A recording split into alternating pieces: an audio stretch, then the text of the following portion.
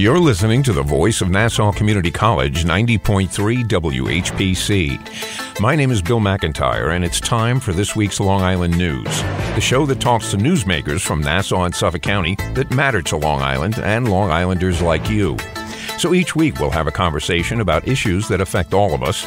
I live on Long Island just like you, and I want to know more about where my tax dollars are going, and I want to know more about the people making the big decisions that affect all of us.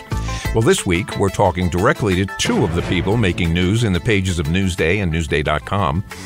It was reported that two Long Island pediatricians have won a national grant to help detect food insecurity among young patients and connect their families with local food pantries and other resources to help them get the nutrition that they need.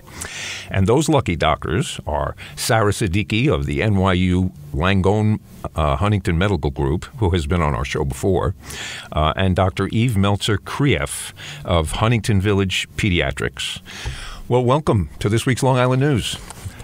Thank you so much for having us. Oh, thank you for being here. I know, well, pediatricians, you guys got to be busy. Right? Yeah. I mean, it's been a little bit busy. Very busy. Okay, so let's start out with briefly reminding our audience a little bit about you guys and your role as pediatricians with your respective groups. Dr. Siddiqui, let's start with you. Okay, thank you so much again for having us. My name is Sara Siddiqui. I'm a pediatrician at the NYU Langone Huntington Medical Group, and I've been there for about a little over 20 years now. And I'm also on the American Academy of Pediatrics, Chapter 2 Legislative Committee. Thank you. Okay. Hi, and I'm Meltzer Krief. So I work at Huntington Village Pediatrics, which is a division of Allied Physicians Group. And I've been a practicing pediatrician in Huntington for like 24 years. And also serve with Sara as legislative advocacy co-chair of our New York Chapter 2 American Academy of Pediatrics, which covers the 1,500 pediatricians across Long Island, Queens, and Brooklyn. Wow. 1,500 pediatricians across Long Island. Yep. And that's not a total number. That's just the ones that are in that organization. Exactly. Oh, wow. So that must mean there's a lot of kids. There's a lot of kids. Yes, and actually not enough pediatricians. Really? Yeah. Wow. Yeah. Okay. All right. Well, in any event, this news is like a big deal. So maybe you can tell us about the grant that you were awarded and how it is going to help affect food insecurity. So I learned about the grant. So the National Organization, American Academy of Pediatrics, works with several different organizations. And this grant is specifically from Feeding America, Share Our Strength.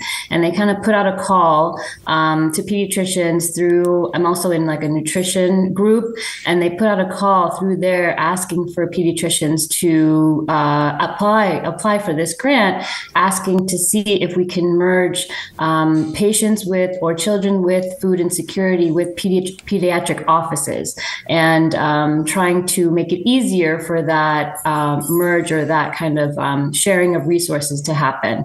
So I happened to call my friend Eve, and we kind of put together our application, and we got some other people involved like Allied Health and Long Island Cares, and we submitted the application. And initially we actually didn't get accepted right away, but then it was found that they really wanted to also include Long Island after they kind of read some of our information that we gave them.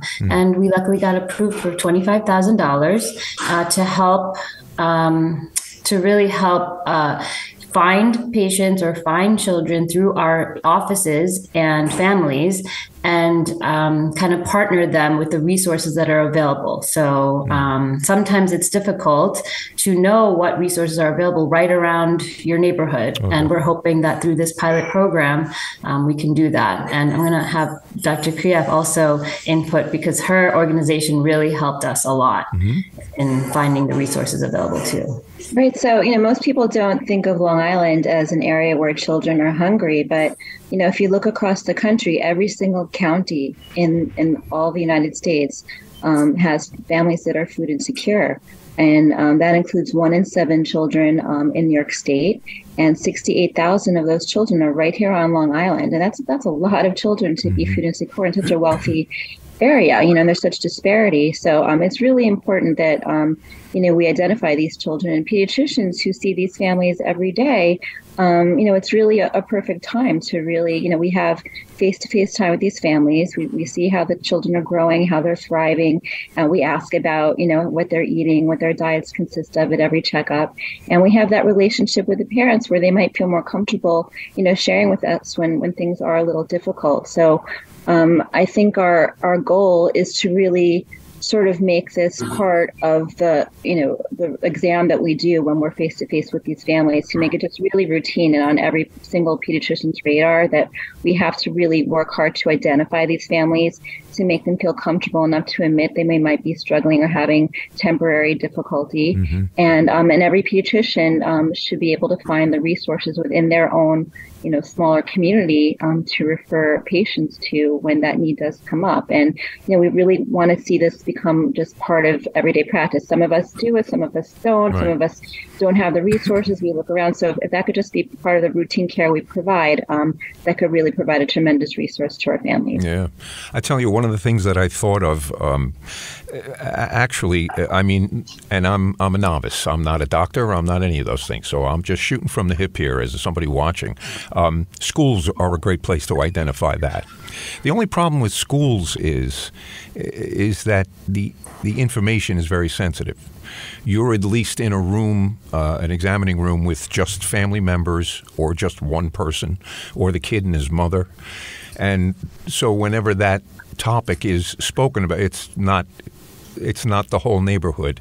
It's just that, and which is why schools is a difficult place to do that, because that information can get out, and now you're opening up another can of worms for maybe a kid who's already being bullied in a class. And this just adds to it.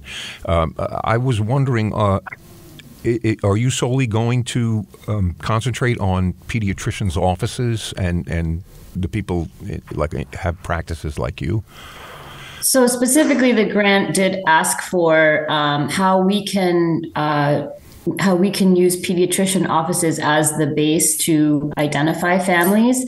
And like you said, it's a nice, private environment, and usually you're trusting to your pediatrician. But having said that, it is really important to maintain, that privacy and dignity of the family. So there's a screening tool that the American Academy of Pediatrics has devised, and that we are using in our grant as well. And it's a screening questionnaire of just 2 questions that, if it is answered in the affirmative, that we can give them, further, we can speak to them further. Right. But again, yes, the grant was used specifically for pediatric offices. But again, it's a pilot program. We're hoping that all medical practices, and I'm even aware of actually ERs that are doing this right now. Right. And there is a big movement to try to identify patients that come through the emergency room if they are food insecure, that Long Island Cares is actually developing programs and having a program even right now to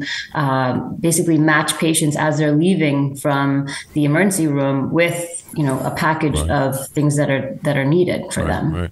And you're absolutely right about schools not necessarily being places where parents might feel comfortable, relaying those details. And in fact, a lot of them, when the schools reach out, they'll deny help, like when they're applying, say, for the healthy meals in school that you can right. qualify for if you have a certain income. A lot of them will actually decline taking that service for cultural reasons, or they're embarrassed and really don't want this information shared with the school, which child is sort of in a different environment than the health environment. And pediatricians are really one of the most ideal areas to identify these families and children. So one of our allied offices out east in Peconic and Riverhead, they're going to be the pilot office for this program, because they already were, they know that they have a lot of food insecure families, and they're looking to better reach those families. And they've actually been eager to work with Long Island Care. So it really was a really perfect partnership between the Allied Physicians Group there and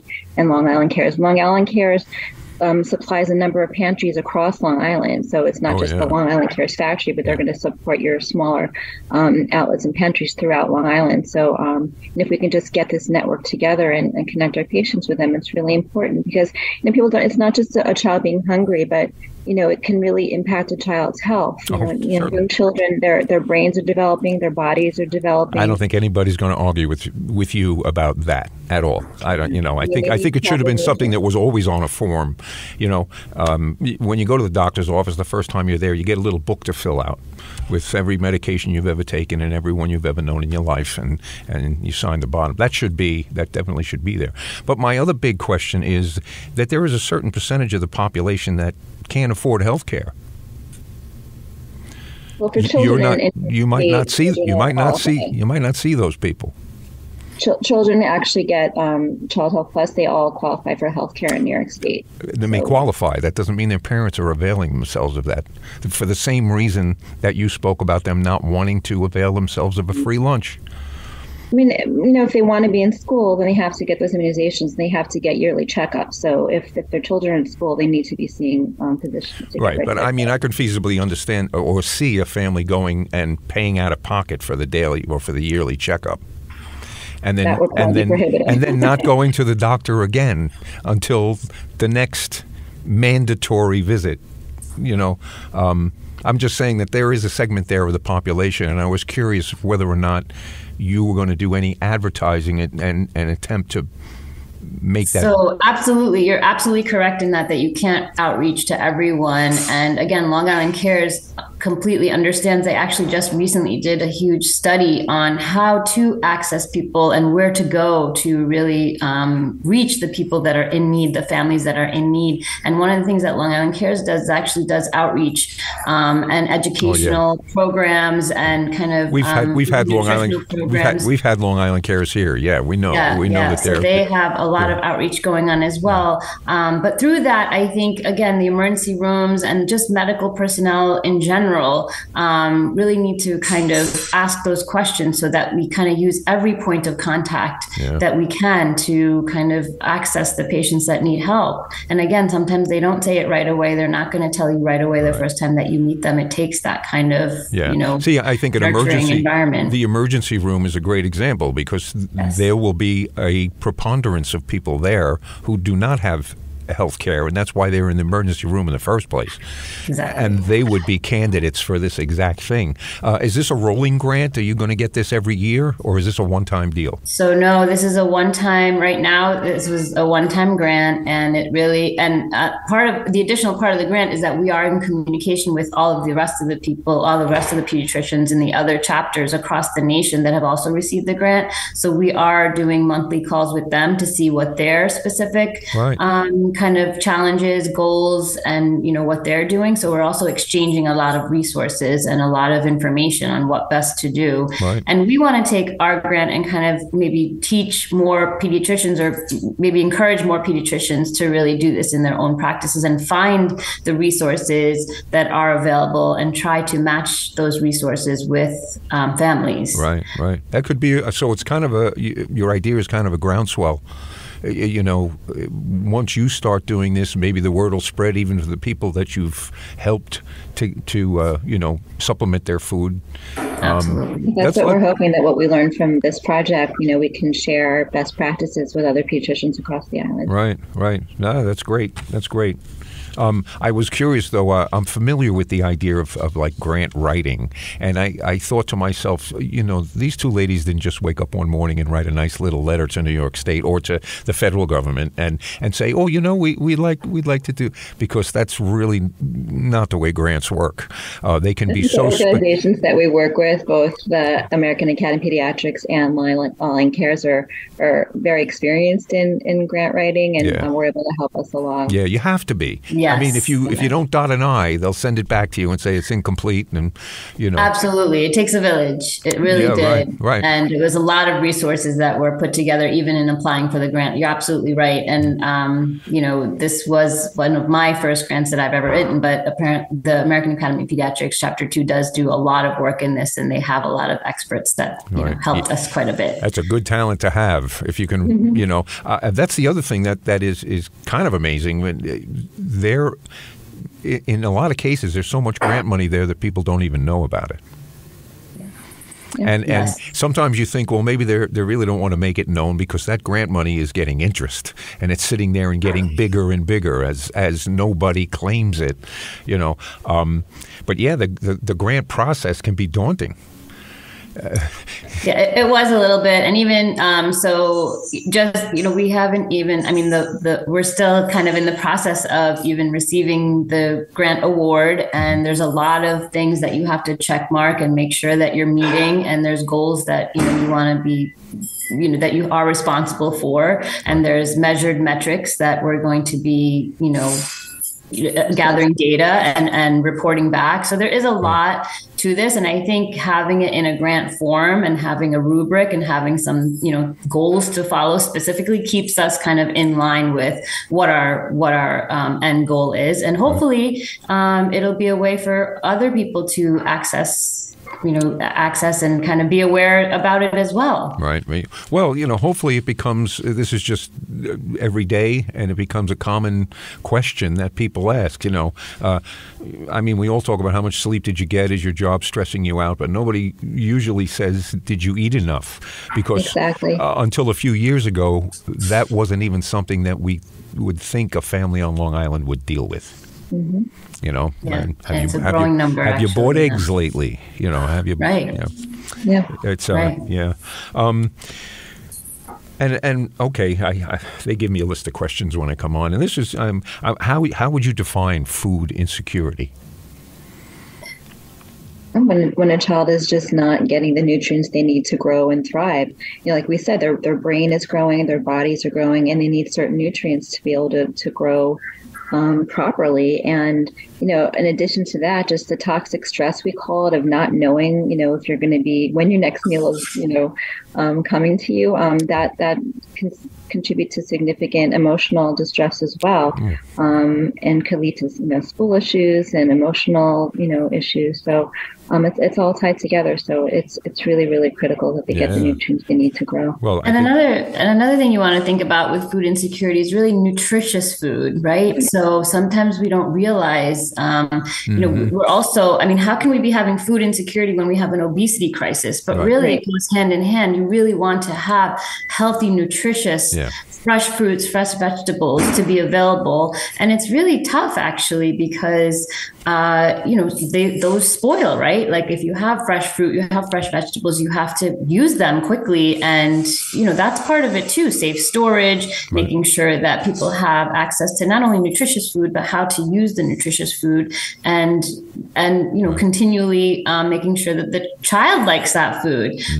Sometimes we have healthy, nutritious meals at schools that don't get eaten because the children are just not used to eating those types of foods, whole grains and things like that, that they're not taking them. And that has to be an important part of the conversation as well. Yeah, right. I've said this for a long time on the show. I still can't understand why. Well, I can, but why we don't have free school lunches to start with. Well, that's another thing that we've been advocating for with our American Academy of Pediatrics. They did have universal school meals with breakfast and lunch available to children during the pandemic. And it stopped last year. And we found that, thousands more children were getting those meals in school than were before the pandemic, and a number of them were dropped.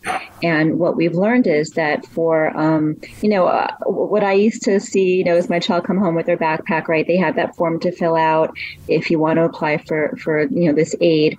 And and I thought, okay, well, if kids need it, they can get it. But what I've learned is that a family of four making $55,000 does not qualify for those meals, right? So, and then of the ones that do qualify, they're not necessarily going to fill out the paperwork, or they might be, again, too proud to apply for it culturally.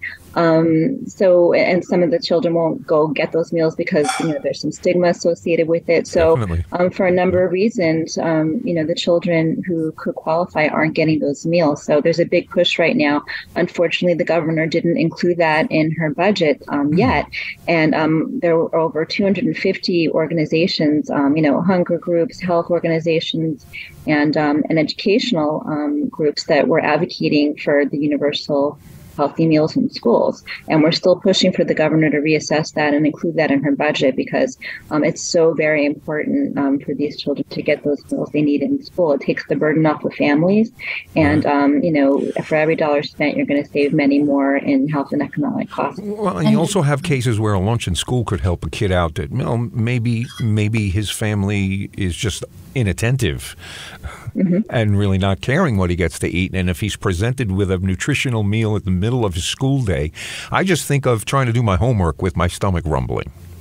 Right. I didn't do very well when my stomach wasn't rumbling, so a rumbling stomach doesn't help. Yeah. And in addition to that, it's not just lunch, they get breakfast. And a lot of kids come to school without eating breakfast. That's so common. And that's something else that we really found during the period of time where we were offering free breakfast and lunch. A lot of children ate breakfast right at school, and that increased performance. It had them more awake during their first period class. During those first, half hour, an hour that they're in school, they had a meal that was nutritious and got their brain functioning. Many children come to school without having breakfast. So this is really important. It improves learning, and there's data to back that up. Well, and that's what you're there for. So it would be a capital idea. Let's see. Hold on. Cares. Oh, somebody asked how many hours of sleep is recommended for children of different ages? That's a good question. It varies by age.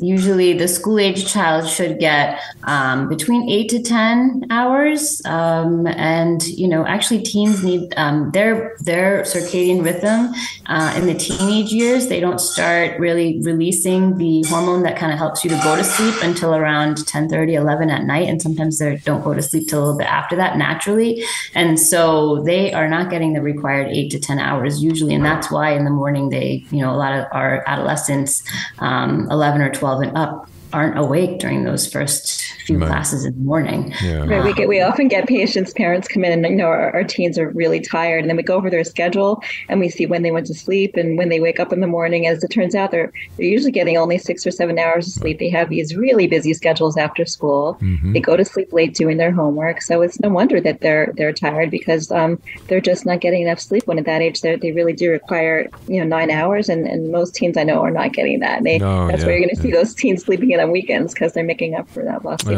I'm going to start my own campaign, and it's going to be breakfast in school, just like you said. That's great. And less homework. Less homework. If you can't do it during the day, I don't think you're going to bang it into their heads after school. That's even worse. And there seem to be quite a few countries with educational systems that do exactly that. And they seem to do fine. Anyway, I got to take a quick break. You are listening to this week's Long Island News on the voice of Nassau Community College, 90.3 WHPC. My name is Bill McIntyre, and my guests today are Dr. Sara Siddiqui of the NYU Langone Huntington Medical Group and Dr. Eve Meltzer Krief of Huntington Village Pediatrics, who together have won a national grant to help detect food insecurity among young patients and connect their families with local food pantries and other resources to help them get the nutrition they need. Just a station ID. I think this is great, and I think that by you guys doing this, you're actually going to start a conversation, or continue a conversation, and get the people involved who can actually do something about this. But I'm also thinking of writing a letter to the governor. I don't know why she didn't include. That would solve so many problems, and it really would. Compared to some of the things we're spending money on, that's pocket change. Right. Everybody should call the governor. Yes. That everybody needs to really put pressure to get that passed. Yeah, that's a shame. Well, budget. Yep. We don't have a lot of time left, but now there's been a lot of talk. I know it's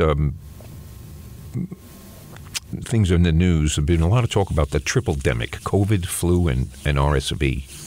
And has this been the case in your office? And what do parents need to know about these viruses for their kids? We definitely saw a bigger peak a couple of months ago, and it's definitely been tapering. We're definitely still seeing, some flu. I had a young baby with COVID today. So they're still out there. just be alert. Don't send your child to school or daycare sick. That's point number one, because that's how things spread. Teach children to not touch their noses or mouths or eyes when they're in school. Good luck with that one. Yeah, because that's how a lot of things are spread. Lots of hand washing. Things like RSV can live on surfaces for 6 hours. So, these things are very transmissible in kids. And we've seen a lot of children get, virus after virus this year because they had been exposed to these and lost some exposure with subsequent immune protection to them in the last couple of years. So, they're being exposed to some of these things for the first time. Right. So it's not doing any long-term damage. Their immune systems are still healthy and strong and fully capable of fighting them off, but they're getting, sick a little more frequently than they had before. Yeah. Well, I think my generation was a little more, I don't know if it was cognizant of the idea, but we got to play in the mud a little. And I think some of the younger kids just don't get that experience. You need a few germs to give your immune system some practice. If something like this is the first thing that hits you, oh boy. It's not something to practice on, right? Yeah. Yeah, there were a lot of kids filling up the hospitals for quite some time. They were packed and there were no beds. And that situation has definitely eased up a little bit. Yeah, it has eased up. But still, it's better to, try to get that sleep and eat healthy, rest, drink lots of fluids, and wash your hands. And get vaccinated against what you can. One of the things I've wanted to tell my listening audience, and I normally do, is that when you see somebody wearing a mask, we politicized this and really got crazy. People make the assumption that person wearing the mask is afraid of catching something. It rarely occurs to these folks that person is walking around with something already and is trying not to give it to you. So don't be so... Or they have an immunocompromised family member that they don't want to bring something home to, or they work with young children like we do in our office and don't want to get those young children sick, or, our people that we work with, so that we're not short-staffed. So there's any number of good reasons to try and protect us. Or they have a new baby at home and they're trying to protect that newborn, and they ask everybody else to wear a mask when they come over, or they mask when they're around other people. Yeah, but I think it's something that culturally we need to absorb. And, I was lucky enough to be in Japan a few years ago, and it's common to see that. Right. People wearing masks, and somebody would say, "Oh, what's he worried about getting?" Oh, he's not worried about anything. He's sick. He doesn't want to sneeze in your face. Yeah. I think that all started there when they had the MERS and the SARS outbreaks, and they realized how contagious these things and how dangerous they can be, and that's when that started there, and that's led to the same thing here. But there's been far too much politicization of masks and vaccines, and we just have to look at these as public health issues and just listen to the scientists who know best. We need to learn more as the population. We need to be up on. We should know some of these things secondhand. Not have to wait for you experts to come and tell us some of these things. I mean, parents learn them along the way. Eventually. Let's see now. So this past winter, there was a shortage of children's medications like Tylenol and Advil, even some common children's prescription meds. Are we in a better place now? Do you know? We're still seeing it. I still get phone calls from parents, and unfortunately, so there is still like an infant Tylenol. It may be difficult, but what we suggest is you can do a generic. So there's infant acetaminophen. You can get different brands, and you can go to one of the smaller pharmacies. Maybe the bigger ones may not have it, but you can try like a smaller family-owned pharmacy that may have those available. It's still happening sporadically, not as large scale as what we saw previously, like the formula shortage. It's getting a little bit better, but we're still hearing different things because it's still kind of happening. It's hard to be a parent right now. Yeah, right. Really hard to be a parent right now. Well, we only have a short time. I want to thank you both for coming. My guests today have been Dr. Sara Siddiqui of the NYU Langone Huntington Medical Group and Dr. Eve Meltzer, Krief of Huntington Village Pediatrics. And congratulations again on the national grant to help detect food insecurity among young patients. We're going to want to hear more about it, how it's rolling along. So I've got to get you to promise you'll come back. Absolutely. Please keep in touch. It's your pleasure. Excellent. Thank you very much. And we'll see you soon. Okay? Great. Thank you so much. Now, my guests today have been Dr. Sara Siddiqui of the NYU Langone Huntington Medical Group and Dr. Meltzer Krief of Huntington Village Pediatrics. And the clock on the wall says it's time for this week's Long Island News to get on out of here. I'm Bill McIntyre, and remember you can listen to us by searching for this week's Long Island News wherever you listen to podcasts, and right here on the radio every Friday at 3 p.m. on the voice of Nassau Community College, 90.3 WHPC.